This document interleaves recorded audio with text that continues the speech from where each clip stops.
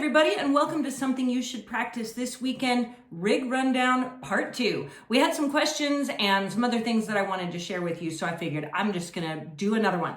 Okay, really quick, I did put this in the caption, but I wanted to show it to you. It's the Perastro Luna shoulder rest here, and it's not the highest end one. The highest end one is like 500 and some odd dollars, and it's wood. This is the one below that. It's 300 and some odd dollars. And I realize that that is a lot of money for a shoulder rest. I know that it is, but I will tell you that for me, it is absolutely worth it. I just paid for it. This is not a sponsorship deal or anything. The thing about it is these holes that really improve the tone and the weight of it. I do not think that you need the extra fancy wood one. And in fact, I think that it makes some squeaky noises and things like that. And actually, this is the better of the two options. So there's that. If you do not want to go down that road and pay that kind of money, and I totally get it, the Wolf is always good. I mean, shoulder rests are just whatever. I think light, comfortable, make sure that it's not squeezing too much. I will tell you, I love a classic Kuhn, love all the Kuhn shoulder rests. The Kuhn collapsible tends to collapse when you least expect it. So be aware of that. If you're gonna get a Kuhn, I tend to like the regular ones. And this Luna, by the way, does collapse, but it has not ever fallen off or done anything untoward like that. Okay, really quick, when I have to use a mute, I rarely do use a mute. If you want to, if you're going to play the fiddle, people are going to hear you. That's the deal. But if you live in an apartment and you need a mute, I do like these big, solid kind of rubber mutes. This is my little bag that goes in my case. So I was just going to show you these things. I keep an AirTag in my case at all times. Now, this is bowler's chalk. It's a rosin bag.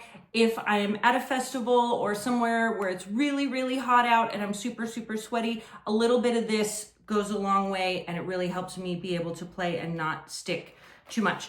I don't use a tuner like an outside tuner, but I do like those little ones that come from D'Addario. Those are fine.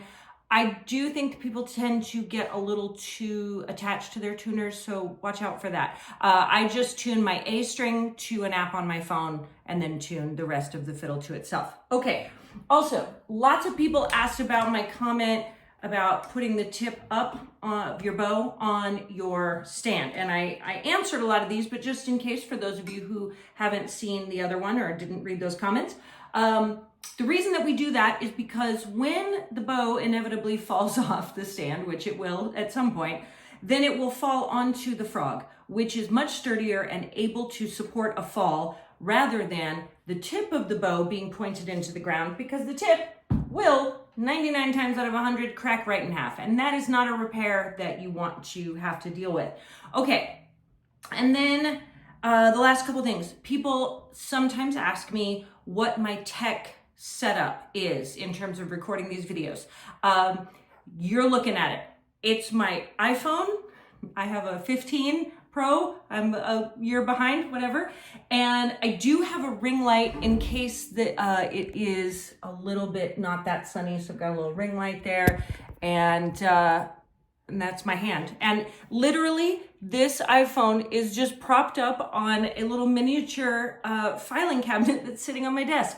That's it. I don't even bother with a tripod or anything. I own them, but I don't bother with it. I use the microphone that works here. I have this room is hardwood floors, so the acoustics are good. And so that tends to work out pretty well.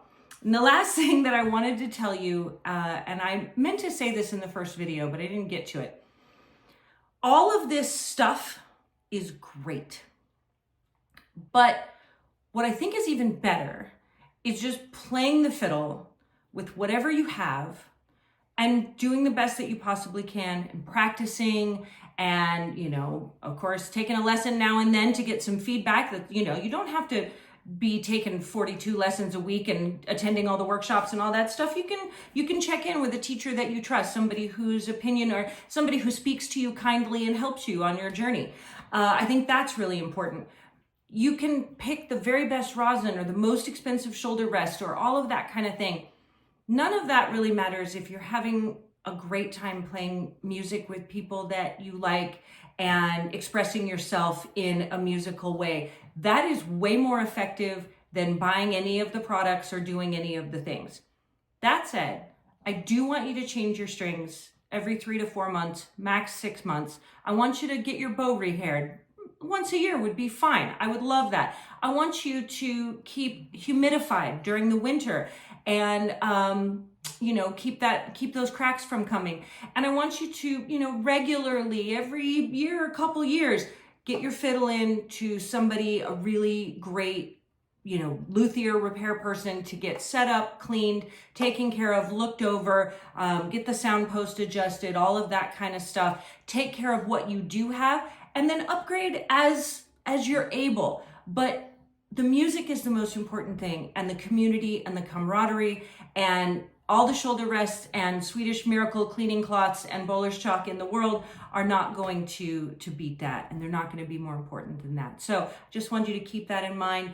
And next week we will be back with a lick or a technique or something that you need to practice. But in the meantime, again, please ask any follow-up questions that you have. I'm happy to help.